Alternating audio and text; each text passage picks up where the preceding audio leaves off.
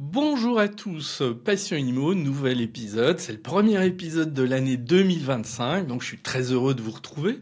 J'avais fait un break de 3 semaines à peu près, parce que voilà, je suis plutôt zen par rapport à la création de ces épisodes, de ces vidéos YouTube.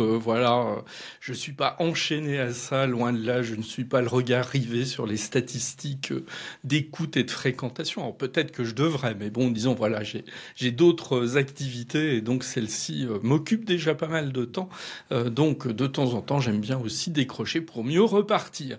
Et je vais citer cette phrase que mon grand-père me citait souvent. Pour aller loin, il faut ménager sa monture. Alors voilà, j'ai toujours ça à l'idée. C'est une vieille phrase qu'il me citait quand j'étais enfant.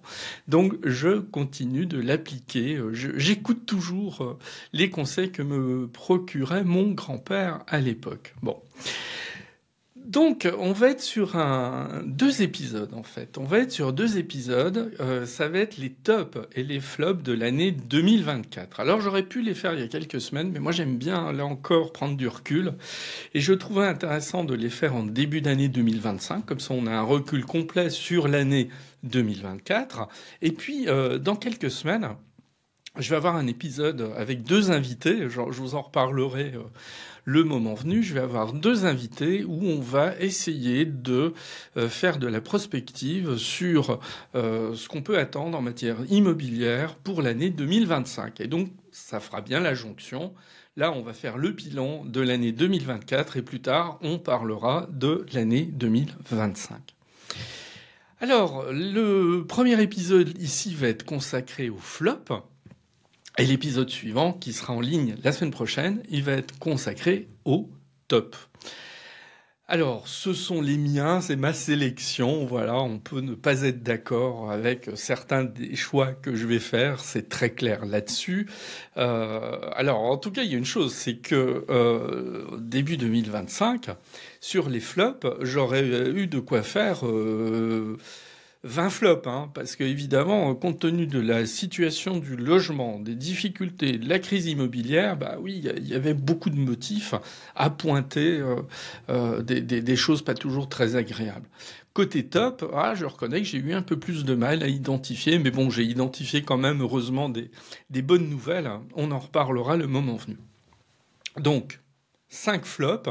Je vais commencer par celui qui est peut-être le plus secondaire, dans ma hiérarchie, et je terminerai par le premier flop, qui, je pense, est un flop absolument important. Mais j'y arriverai dans quelques minutes. Donc le flop numéro 5, c'est le PEL, le plan épargne logement. Alors on pourrait me dire, mais qu'est-ce que vient faire le plan épargne logement ici ? Pourquoi ? Pourquoi je considère que le plan épargne logement, c'est un flop ? Parce que s'il y a bien un produit d'épargne et d'aide au financement de l'immobilier qui pourrait être remis en avant, développé, alors non pas résoudre la crise de l'immobilier, je veux dire, un élément, on ne peut pas avoir prétention à tout résoudre. Mais en attendant, force est de constater que le gouvernement, mais les gouvernements, celui-là n'est pas nécessairement à pointer du doigt plus qu'un autre, mais il l'est aussi, cela dit. On a quand même l'impression que le PEL, c'est vraiment le grand oublié de la politique du logement au fil des années. Le PEL, il a été créé en 1969, donc ça nous rajeunit pas. Et quand on a créé le PEL, le plan épargne logement, on l'a créé dans un souci d'aider les Français à mobiliser leur épargne en vue d'acheter un bien immobilier. On connaît la logique du PEL, on épargne. Cette épargne, évidemment, elle est rémunérée. Et à la fin de la durée du PEL, alors je ne vais pas rentrer dans la technique du PEL, qui est un peu compliquée, il faut reconnaître, mais ce n'est pas le sujet. En tout cas, au bout d'un certain nombre d'années, en fonction de l'épargne que l'on a mobilisée, on va pouvoir bénéficier d'un prêt immobilier à un taux préférentiel. Ça, c'était la logique de 1969. Et ça a fonctionné pendant plusieurs décennies plutôt très bien. Quand on se souvient, alors évidemment, de ma génération, on se souvient davantage de ces choses-là quand des parents, de la famille, des grands-parents en parlaient. De nombreuses familles françaises avaient un PEL pour se constituer une épargne progressivement pour financer notamment leur habitation principale. Ça a très bien fonctionné par rapport à ça. Puis au début des années 2000, il y a eu un événement qui a contrecarré la logique du PEL, c'est la baisse des taux. À partir du moment où vous avez des taux qui baissent, comme on a eu ces dernières années, aux alentours de 1%, votre PEL avec un taux soi-disant préférentiel, le taux est absolument plus préférentiel, votre taux de crédit immobilier dont vous pourriez bénéficier, et le PEL perd totalement de son intérêt. Donc ça, c'était le premier coup qui a été donné au PEL. L'autre coup, c'est 2018. 2018, on a enlevé un certain nombre des avantages liés au PEL. Je pense notamment à la prime d'État qui était accordée en plus de l'épargne que vous aviez constituée et des intérêts qui étaient venus enrichir votre PEL. Et puis une fiscalité qui, là encore, vient s'appliquer sur ce PEL. Ce qui fait que de tous les produits réglementés, aujourd'hui, c'est sûrement celui qui est le moins sympathique. Parce que, et là, il y a seulement quelques jours, le taux de rémunération du PEL a été abaissé. Il a été abaissé à 1,75% brut. Donc ça veut dire que votre PEL, le PEL ouvert aujourd'hui en tout cas, ça n'affecte pas les anciens PEL, mais votre PEL que vous ouvririez à partir depuis le 1er janvier 2025, il n'est rémunéré qu'à 1,75%. Et à ça, on va encore enlever la fiscalité et les prélèvements sociaux. Résultat, c'est un produit qui aujourd'hui est moins intéressant qu'un livret A. C'est-à-dire qu'en fait, un PEL, aujourd'hui, rapporte moins que l'inflation, quasiment. Donc ça veut dire qu'on perd de l'argent sur un PEL. Voilà. Autre élément négatif, c'est le taux du crédit immobilier dont vous pouvez bénéficier dans le cas d'un PEL. Aujourd'hui, c'est 3,45%. 3,45%, honnêtement, compte tenu de la baisse des taux, c'est pas très intéressant en fait. Voilà, c'est pas très intéressant. C'est-à-dire qu'en fait, on prend le PEL sous ces deux aspects. Il n'y a pas un intérêt fondamental aujourd'hui à l'utiliser comme un produit pour aider à notamment financer son habitation principale, si on prend uniquement cet objectif. On a un plafond en plus de crédit qui est assez faible, 92 000 euros, qui n'a pas été revalorisé depuis trop longtemps.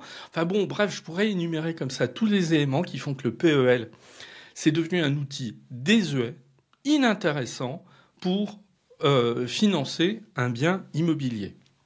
On pourrait imaginer qu'un gouvernement remodèle un petit peu tout ça, redonne un petit peu de dynamisme à ce plan épargne-logement de différentes manières, en rendant le taux du crédit immobilier plus attractif, en rendant le taux de rémunération du PEL plus attractif lui aussi, en rehaussant peut-être le plafond de ce PEL, en rehaussant également le crédit immobilier dont on peut bénéficier, et à mon avis, peut-être en le simplifiant, parce que voilà, il y a une mécanique un petit peu complexe. Voilà, il est émité à 10 ans, il est fermé automatiquement au bout de 15 ans, enfin, etc. Donc, moi, je serais absolument partisan d'une remise à plat du PEL pour le rendre attractif à une période où on aurait besoin d'un outil qui réconcilie, en fait, les Français avec leur envie d'immobilier, mais malheureusement, c'est pas le cas, et donc c'est pour cette raison que je voulais que mon premier flop, ce soit le plan épargne logement. Flop numéro 4, donc on remonte peu à peu dans la hiérarchie, c'est le volume des transactions dans l'ancien. Là, on atteint un niveau où on est à peu près, on termine l'année 2024 à 750 000 transactions environ. C'est moins 17% sur l'année. Moins 17% sur l'année. Donc on a une chute, voilà, une chute qui continue. Je rappelle que on était à 1 200 000 transactions en 2021, sur une année complète, 1 200 000 transactions en 2021. En 3 ans, on est passé de 1,2 million de transactions à 750 000 transactions. Même si on va relativiser en disant que ce 1 200 000 transactions ne pouvait pas être vu comme une référence, en aucun cas, c'était évidemment des chiffres absolument exceptionnels, presque stratosphériques, mais il n'empêche que là, les 750 000 transactions, on atteint un point bas, c'est la première fois depuis 2015, on a eu quasiment 10 ans pour retrouver une situation aussi basse. Je rappelle qu'après la crise de 2008, on était descendu à 560 000 transactions environ, ce qui était une absolue catastrophe. Mais vous voyez qu'on n'est quasiment qu'à 200 000 transactions de plus que la situation catastrophique de 2008. Donc là, évidemment, c'est un flop évident. Alors là, je ne vais pas analyser les causes de tout ça, elles sont évidemment multiples. Il semble que les choses frémissent en fin d'année dernière pour repartir. Mais alors, c'est extrêmement contrasté. Il y a on a des régions de France où effectivement on sent ce redémarrage, d'autres où c'est pas le cas. Donc là-dessus, il est difficile d'affirmer quoi que ce soit. Il est extrêmement compliqué de dire voilà ce qui va se passer en 2025. Parce que, on va être honnête là-dessus, et moi le premier, à la fin de l'année 2023, on était nombreux à se dire que on avait atteint un point bas et que les choses allaient redémarrer tranquillement. Elles n'ont pas redémarré en 2024, c'est absolument clair. Parallèlement à tout ça, on a la situation des prix. Les prix ont arrêté de baisser, ils se sont stabilisés récemment. Et puis on a dans certaines communes, les prix remontent. Voilà, les prix remontent. Les prix commencent à remonter.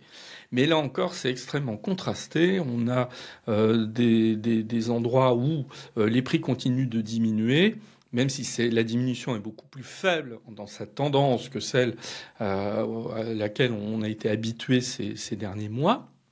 Et puis, voilà. Bon, donc, là encore, sur le front des prix, on a l'impression quand même que la tendance va être sur une remontée progressive des prix. Et donc, ça veut dire une chose, c'est que ceux qui avaient des velléités d'acquisition et qui n'attendaient qu'une chose, c'est que les prix diminuent encore davantage.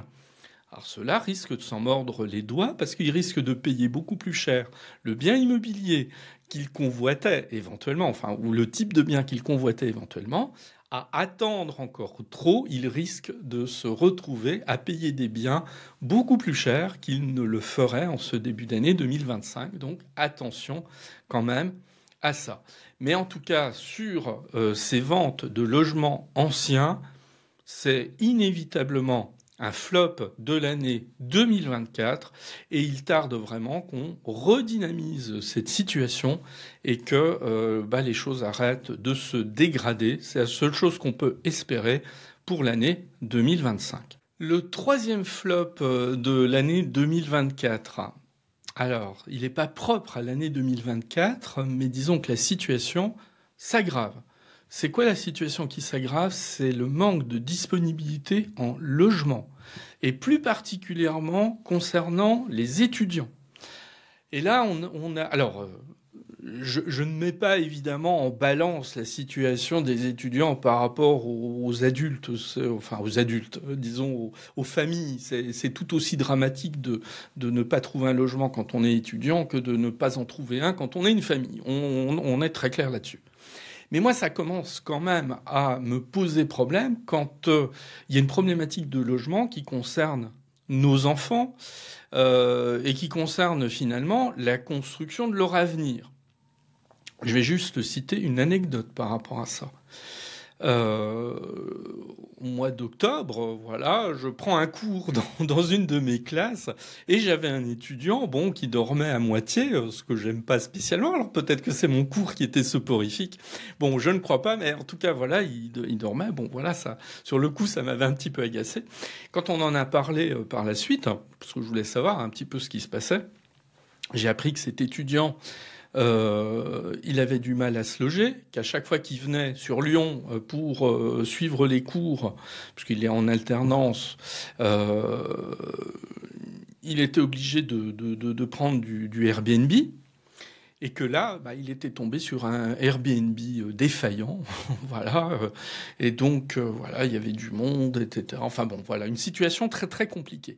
Et moi, ça me chagrine quand, à un moment donné, vous avez un étudiant dans une de vos classes, en plus c'est un étudiant particulièrement sérieux, voilà, et qui se trouve handicapé dans l'accomplissement de ses études au quotidien pour une problématique de logement. Moi, j'avais jamais vu ce type de situation. Donc là, il y a vraiment un sérieux problème. La presse s'en fait écho largement. Alors, parce que le fait, notamment, je reste un petit peu sur les étudiants, mais le fait qu'il y ait cette pénurie de logements fait que vous avez aujourd'hui des familles qui, dès le mois de mai-juin, anticipe déjà la recherche du logement pour la rentrée d'après, quand dans une famille vous avez un garçon ou une fille qui va poursuivre ses études ailleurs. Comme on a des difficultés à trouver des logements, eh bien évidemment, on a une recrudescence depuis quelques années d'arnaques, très bien, très au point d'ailleurs, des arnaques. Alors des arnaques qui consistent en fait à vous faire payer à l'avance une partie due ou des loyers sous forme de mandat cash. Évidemment, comme ça, ça fait un encaissement derrière en espèces et donc avec une difficulté à retrouver la trace. Des familles un peu décontenancées qui n'hésitent pas à aller vers ce type de solution, alors que logiquement on devrait fuir ce type de solution, mais quand on ne trouve pas de logement, que faire ? Donc bref, voilà, on a toute une problématique quand même qui est compliquée. On a, bon, parce que voilà, faut être juste en toute chose, hein, on a par ailleurs des propriétaires bailleurs qui le savent, qui en profitent un peu en montant les prix, avec des prix absolument inhabituels et qui deviennent hors de portée pour des étudiants avec des budgets classiques. Bon. Alors, c'est pas que les étudiants qui sont confrontés à cette difficulté, c'est pour ça que c'est un flop que malheureusement on risque de retrouver l'année prochaine et dans les années qui viennent. Je vais donner juste 3 informations complémentaires pour être assez rapide sur cette question. La première, aujourd'hui, on a 5 millions d'adultes qui continuent de vivre chez leurs parents. Alors on sait très bien que ces 15 dernières années, les enfants quittent plus tardivement le domicile des parents, allongement des études, etc. On se sent bien chez papa et maman, etc. Bon voilà, on connaît tous dans nos entourages. Parfois, ça a été nos propres enfants avec qui on a vécu ce genre de choses. Mais il y a aussi la problématique de ces enfants qui ne partent pas du foyer familial, même s'ils s'y sentent bien, tout simplement parce que ils ne trouvent pas de logement ailleurs ou ils ne trouvent pas de logement suffisamment accessible en termes de loyer. Donc je rappelle ce chiffre, 5 millions aujourd'hui d'adultes vivent chez leurs parents. S'il y avait besoin de mettre en avant une situation de crise de manière aussi intense, elle est là. Autre chiffre. Aujourd'hui, en tout cas en 2023, c'est les derniers chiffres un peu fiables que l'on a, 2,6 millions de personnes étaient en attente d'un logement social. 2,6 millions. C'est pas quelques centaines de milliers, c'est 2,6 millions de personnes. Donc là encore, ce chiffre montre bien la difficulté à se loger, cette fluidité. Et puis il y a un autre problème dont je n'ai pas parlé parce que voilà, c'est pas le sujet de cet épisode. J'aurais pu parler aussi de ces salariés qui, dans certaines situations, ne peuvent pas changer de travail parce que la mobilité faisant que la ville dans laquelle ils pourraient aller répondre à une offre d'emploi, il n'y a pas de logement. Voilà. Alors, ça bloque les salariés qui souhaiteraient éventuellement changer de travail, mais ça pose aussi un problème aux employeurs qui, dans ces zones-là, n'arrivent pas à recruter parce qu'il y a pénurie de salariés. Donc on voit bien que cette problématique du logement, elle a un impact qui est autrement plus important que le simple problème de ne pas trouver d'appartement ou de maison à un moment donné. C'est-à-dire c'est une entrave sur la bonne marche de l'économie et donc ça pose d'autant plus question. Un économiste a travaillé en 2024 sur ce sujet. Il pense que si on continue sur cette tendance, c'est-à-dire de ne pas construire assez, de ne pas proposer assez de logements, on risque de se retrouver avec un déficit massif de logements à l'horizon 2030. Donc, c'est-à-dire beaucoup plus grave que ce que nous connaissons encore aujourd'hui en 2025. C'est-à-dire d'ici 5 ans, si rien n'est fait pour débloquer cette situation, on risque d'être face à une crise d'une ampleur tout à fait démesurée concernant le logement. Donc ça, c'est un flop absolument évident en 2024 et qui malheureusement, comme je le disais il y a encore quelques minutes, risque de se poursuivre encore pendant de longues années si on ne fait rien.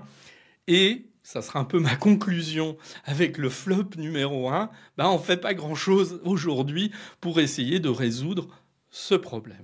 Bien, je récapitule. On a eu le flop numéro 5, le PEL. Flop numéro 4, la contraction du marché dans l'ancien. Flop numéro 3, la difficulté des étudiants à se loger et la difficulté de manière plus générale pour se loger.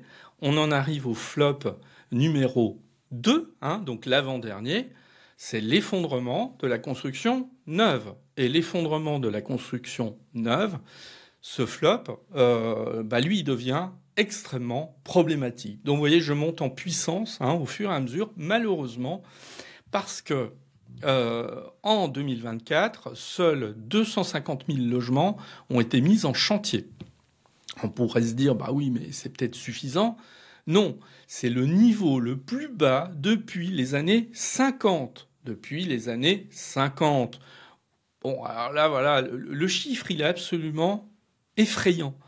Parce que année après année, on a l'impression que la construction neuve a atteint un point bas et que ça va rebondir. Comme on dit, on touche le fond de la piscine, après on ne peut que remonter. Et là, on a l'impression que la piscine est absolument sans fond. Donc là, il y a une crise absolument majeure. Alors évidemment, comme toujours, il y a plusieurs facteurs qui expliquent cette situation de crise. Alors, on le voit bien que y a des promoteurs qui ont été confrontés à des difficultés. Certains se sont retrouvés en liquidation judiciaire. Pascal Boulanger, qui est le président de la Fédération des promoteurs immobiliers, considère que l'année 2024 a été cataclysmique. Et c'est pas quelqu'un, c'est quelqu'un de très sérieux, c'est pas quelqu'un qui s'emballe dans les superlatifs. Non, il a tout à fait raison. Parce que quand il dit que on n'avait pas atteint un tel niveau depuis les années 50, oui, mais il souligne à juste titre qu'on avait 20 millions de Français en moins. Ça montre bien l'ampleur de cette crise. Sur le nombre de logements neufs en construction, en 2022, donc c'est pas si vieux, on était à 390 000. Donc vous voyez comme quoi en peu de temps, on a eu une baisse assez forte. Et tous les professionnels considèrent que l'année 2025 devrait être pire encore que l'année 2024. Alors là, on se demande jusqu'où on va aller. Ça risque de se traduire par des fermetures d'entreprises. On parle de 100 000 emplois. C'est pas rien menacé à l'horizon 2025. Et dans tout ça, la chute d'activité la plus sévère, c'est les maisons individuelles. Et là, la chute, elle est abyssale. On construit peu de maisons individuelles par rapport aux années passées. Alors, il y a une double conjonction, enfin, il y a plusieurs éléments qui viennent expliquer tout ça. Un, les matériaux, leur prix a augmenté. On le sait tous, quand on fait des travaux chez soi, à un moment donné, on voit bien que les prix de 2024 n'étaient pas ceux des 3 années précédentes. Voilà, là, on a eu une très forte augmentation des prix. La hausse des taux et des banques qui prêtent moins, enfin, en tout cas, qui jusqu'à le milieu de l'année 2024 prêtaient beaucoup moins que les années précédentes. Et puis, il faut le reconnaître, des difficultés de la part des Français aussi à oser s'installer à 10, 20 kilomètres de leur lieu de travail, parce que voilà, l'essence coûte plus cher, etc. On s'interroge effectivement sur nos futurs modes de vie. Donc, il y a quand même ici des difficultés qui sont absolument évidentes. Et puis, se rajoutant en fait à cet élément, on a encore autre chose. C'est par exemple le dispositif Pinel, qui était quand même assez incitatif pour permettre à des propriétaires d'investir dans du neuf pour faire de la location. En échange, ils recevaient un avantage fiscal sous forme de réduction d'impôt. L'avantage Pinel, il s'est arrêté au 31 décembre et on n'a pas eu de solution de remplacement. Alors, il est clair, on le sait très très bien, on sait parfaitement qu'il y a une situation budgétaire qui pose problème en France et que donc on n'a pas des fonds de poche sans limite pour financer tout ce qu'on veut. On le sait très bien, mais il y a quand même ici une difficulté qu'il va falloir résoudre d'une manière ou d'une autre. Maintenant, si on est un petit peu, là encore, objectif sur cette situation, elle n'est pas que la faute du gouvernement. Voilà, loin de là, elle est aussi. On peut aussi pointer du doigt des maires qui sont, pour certains d'entre eux, de moins en moins enclins sur le territoire de leur commune à favoriser la construction de logements neufs. Et pour quelle raison ? Eh bien, parce que leurs électeurs n'y tiennent pas.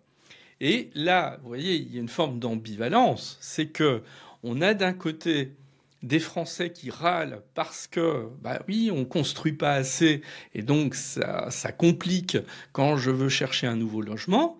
Mais parfois, ces mêmes Français, ils font la tête quand, dans leur quartier, dans leur rue, on va construire un immeuble neuf qui va apporter une population supplémentaire, etc. Bon.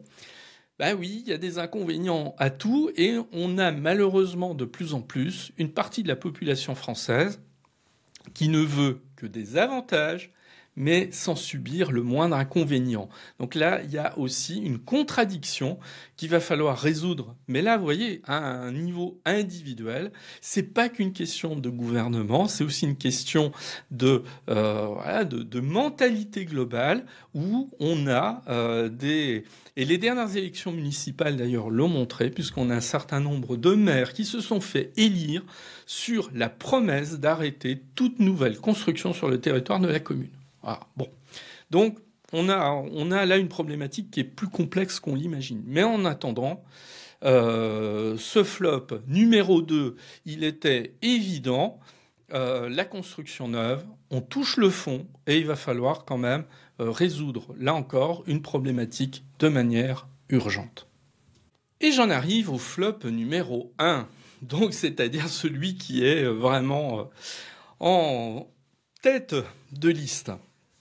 Alors pour moi, pour cette année 2024, le flop numéro 1, ce sont les pouvoirs publics, c'est l'État. Je ne suis pas quelqu'un, ceux qui ont l'habitude de m'écouter le savent, je suis quelqu'un de plutôt pondéré en général.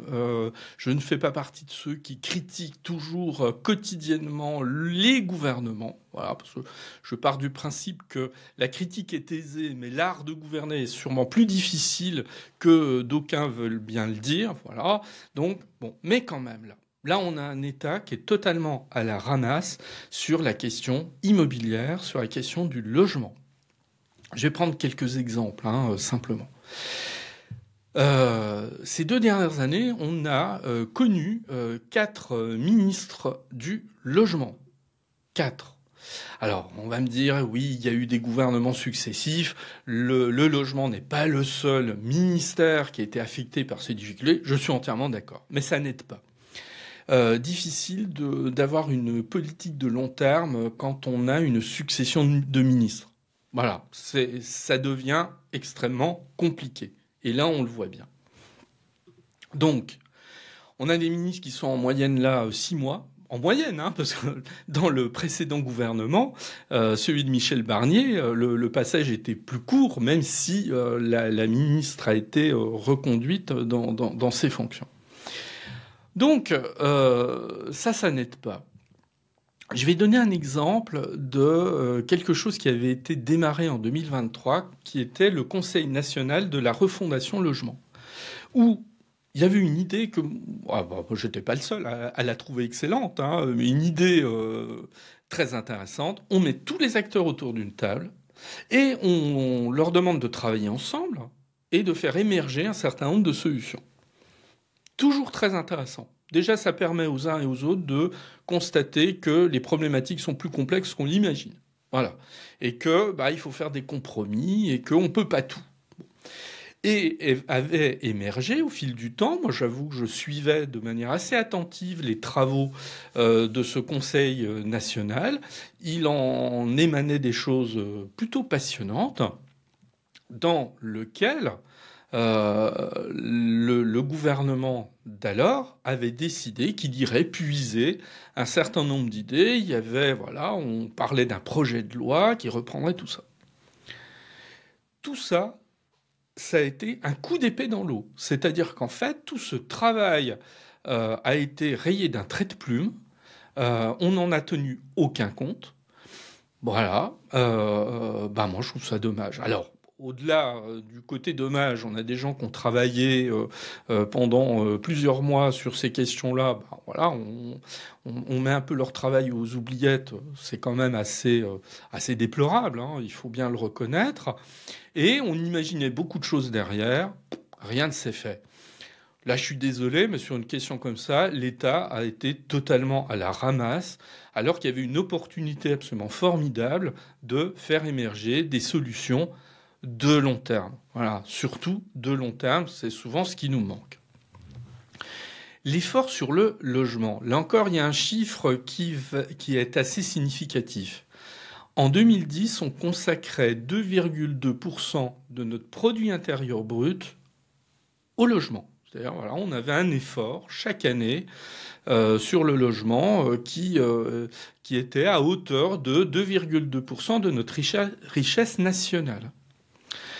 On pourrait croire que, à minima, cet effort se poursuive à l'identique, ou que, même mieux, il se développe, puisque tout ce que j'ai pu dire là depuis le démarrage de cet épisode, tous ces flops, ces 4 flops précédents montrent bien que l'effort il n'est pas suffisant, que ce soit sur la construction neuve, sur la construction de l'ancien, la pénurie de logements montre qu'on ne fait pas les efforts nécessaires. En 2023, cet effort du PIB, il était retombé à 1,6%. C'est-à-dire qu'en fait, en 13 ans à peu près, on est passé d'un effort sur le logement de 2,2% à seulement 1,6%. Et bien là encore, l'État est complètement à la ramasse. Voilà. Là, il y a un sujet majeur sur lequel il y a une problématique sur laquelle il faudrait se pencher un petit peu plus sérieusement que ce qu'on a pris l'habitude malheureusement de faire depuis quelque temps. Et je vais terminer mon exemple par là, parce que je pourrais en avoir d'autres. Le Pinel, j'en ai parlé il y a quelques instants du Pinel. C'est l'exemple même d'un dispositif fiscal incitatif. Alors, évidemment, il avait un coût, et je ne veux pas le minimiser. Il y avait un coût réel, puisqu'il y avait un manque à gagner pour l'État, puisqu'à partir du moment où l'État donnait des réductions d'impôts quand vous vous engagiez à faire de la location sur le logement que vous aviez acheté neuf, cette réduction d'impôt, c'est un manque à gagner pour l'État. Donc ça a un coût, c'est une évidence. Bon.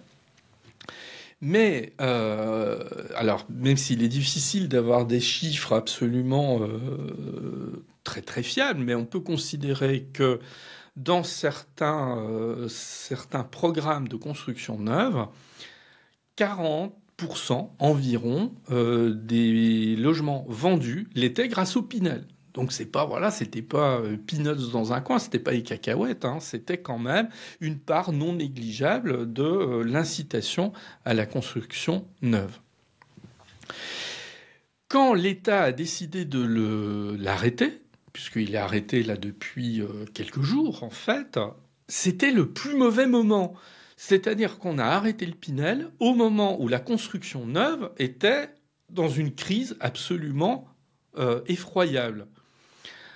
Donc ce qui fait qu'on aurait pu imaginer que l'État décale cet arrêt du Pinel en se disant bon allez, ok, on va l'arrêter. Je peux comprendre quelque part que dans une situation budgétaire tendue, on l'arrête, admettons, mais pas à ce moment-là.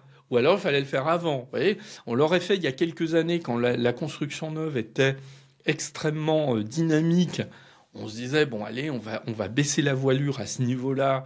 Ou alors, on pouvait prendre une situation intermédiaire, hein, c'est-à-dire dire, on n'arrête pas totalement le Pinel, mais on va réduire quand même les avantages fiscaux. Voilà, on les réduit de moitié, admettons. Enfin, je lance ça comme ça, hein, mais peut-être pas de manière aussi brutale. Là encore, désolé, l'État, il est à la ramasse. Il est à la ramasse parce qu'il ne sait pas prendre une décision au moment où elle doit être prise.